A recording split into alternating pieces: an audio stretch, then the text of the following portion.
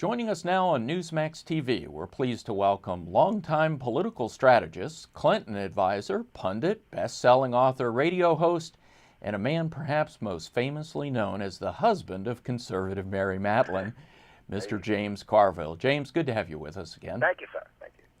Your new book, provocative title, 40 More Years, How the Democrats Will Rule the Next Generation. And in your book, you make the rather startling assertion that President Obama has actually created a new political party. New in what sense? Well, I don't know if a new political party. I think that the dynamics of this election were set by the 2006 election. And actually, we started to see it emerge in 2004. And what we've had is a massive shift in opinions of younger voters.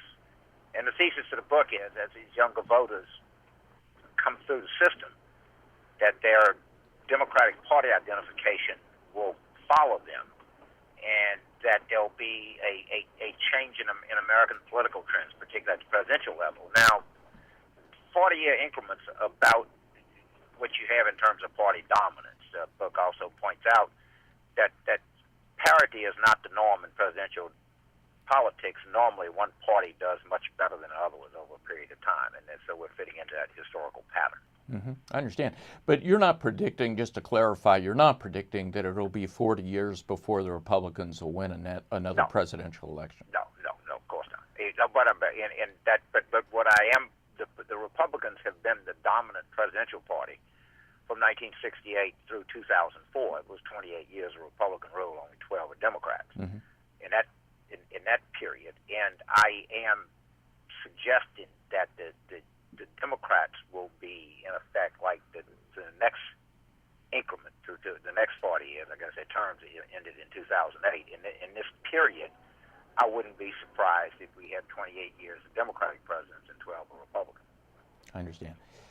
James, you've always been very upfront about the fact that you're a partisan Democrat, and having read the book, it's going to send some Republicans to go get their blood pressure medicine out of the cabinet. Considering that, why should Republicans read your book? Well, first of all, the thesis on the generational stuff is actually something that has been known in Washington political circles for some time now. It is. I ran my thesis by any number of Republican consultants, and they all agreed with it. In fact, there's a young woman, Christian Solstice, who works for the Winston Group, which you can find it online, who wrote a paper that, if anything, was bleaker about Republican prospects than I was. And one of the reasons they should read it is that they're going to have to change, and until there's a general acknowledgement that the party just can't get beat like this with younger voters and also with non-white voters, that they're not going to acknowledge where their problems are. And look, one thing I know about Republicans is they're very sort of good at campaigning, and they're going to adjust. It's just the question is how do they adjust? And so, if you're right, this is not the sort of rah-rah stuff that sometimes Republicans like, where everything is sort of self-confirming. But if you have a problem, it's better to identify your problem and try to solve it than to deny your problem. And remember, we Democrats went through this in 1981, 1995, in 2005.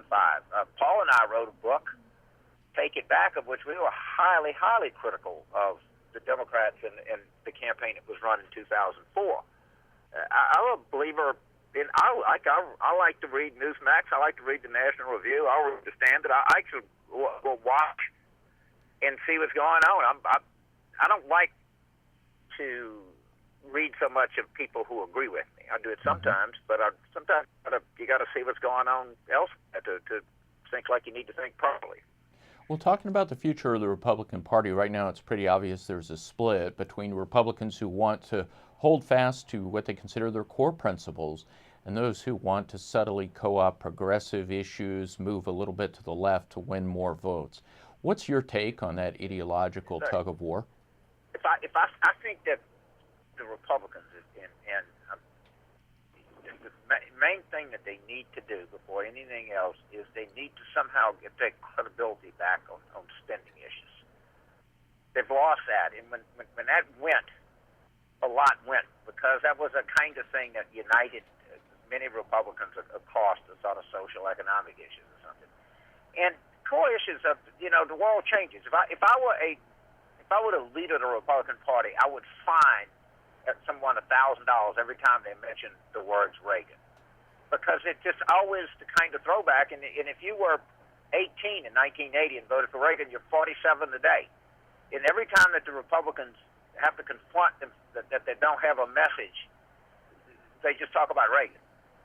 And not that Reagan shouldn't be an icon in the Republican Party, but that it becomes too easy to not identify and confront the problems you have. The electorate that Ronald Reagan faced was fundamentally different than the electorate that the next Republican nominee is going to face. There's a lot of talk that Democrats are really on the verge now of attaining that supermajority once Minnesota voters get their second senator. Of course, we'll have to wait and see on that. But if you do get 60, doesn't that also make Obama, Harry Reid, Nancy Pelosi responsible for anything that goes wrong from here on out? Well, they'd be responsible if they have 59. I mean, nobody's going to say, well, they're not responsible because they only had 59 as opposed to 60 senators. I mean, in the 2012 election, they're going to be accountable for anything that goes wrong. Of course, there's always the possibility that some things will go right, too. And if that were to happen, they'd probably take some credit for that. But I don't know that the 59-60, I mean, I said earlier that Specter would just go from being the most unreliable Republican to the most unreliable Democrat. I'm not sure this is going to turn out all that well, but we'll have to wait and see. Yeah. Obama in 2012, would you say that the way it looks right now that he appears to be a virtual lock already for a second term? No. I mean, it's a little bit like you're at a baseball game and you're ahead 2-0 at the end of the first inning. You're not a lock at all to be ahead at the end of 9 innings, but you'd rather be ahead than behind right now. Here's a question for you. If you could pick Obama's opponent in 2012, and of course we're assuming that it would be Obama, but if you could pick the person that you think Democrats would most like to run against, that is, that would be the person who would be their opponent, who would it be and why? I mean, off the top of my head, probably Sarah Palin. All right. And your book makes it evident that you don't care a whole lot for Sarah Palin, and I understand. I don't know. I wouldn't say I don't care a whole lot for her. I think she's compelling. I don't have much respect for her curiosity, or I don't have much respect for the sort of thought that she's given the issues facing the world or her kind of experience. But I don't know people that have met her say that she's a rather compelling person, and I think I said this on television, I think she's a very dedicated social conservative. But I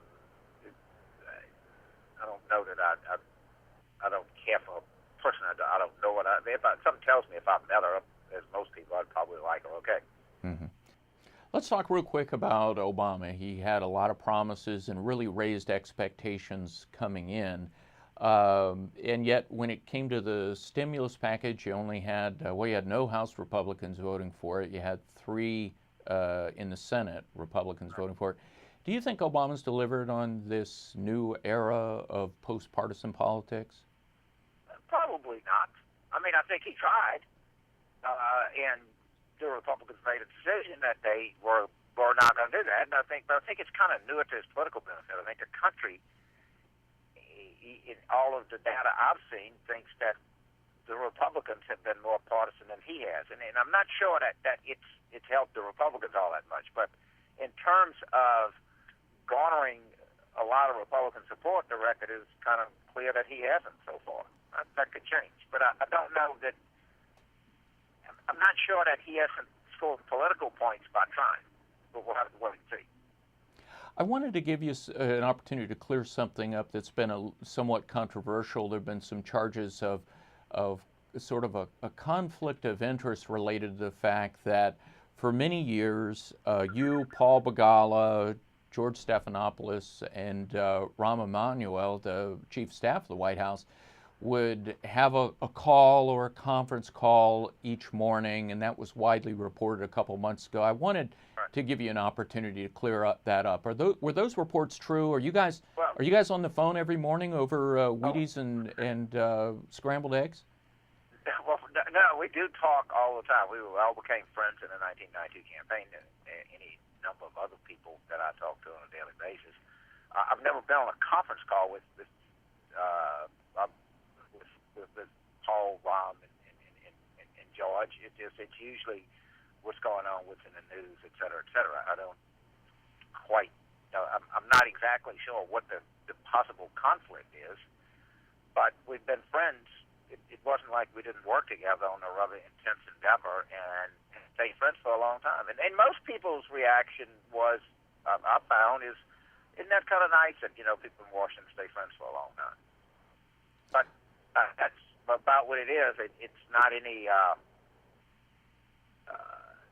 it's just kind of part of my sort of daily routine, if you will. And I'm sure that you guys talk about things that are personal, you talk about things that are in the past, but surely you're also talking about things like certain maybe legislation, certain bills, certain political issues, maybe Chief of Staff Emanuel may be talking about talking points or how to position certain things in the media. Well, why not? I mean, I'm identified. I call around. I'm identified Democratic, person on CNN, and a lot of times I'll find out, try to work something or see what's going on. Sure. I don't get like a talking point or something. And the truth of the matter is, if something builds up in the Congress, I'll call the majority leader's office and say, what's going on with this? So, what happened here? But I would think that would be more part of my job. Well, I think our viewers would just as soon have an identified Democratic partisan, of which I make no sort of bones about. And if I'm kind of watch out for the Republican talking points too. Real quick, James, how about the midterm elections? What do you think they look like? We're a little short on time, but how do you think they look? I think that the Republicans will pick up some House seats. I don't think there's any doubt about that. And, the Senate is, I think, a little more promising for the Democrats. But normally what happens is, believe it or not, it happened this time, is that the Senate and the House pretty much go in tandem. Right now, in this part, it's going to be subject to change. This is very, very early in the process. But it looks like the Republicans would be on course to get some gains. And we'll have to see how all that turns out. Yeah, how it turns out. Yeah, it's very early, though. Well, James Carville, author 40 More Years, How the Democrats Will Rule the Next Generation. We want to thank you for joining us on Newsmax TV. I always like to come on Newsmax. So we sometimes we seldom agree, but also we're seldom disagreeable with each other, and there's something to be said for that. Well, pleasure to talk with you. We look forward to it again soon. Thank you, sir. Thank you.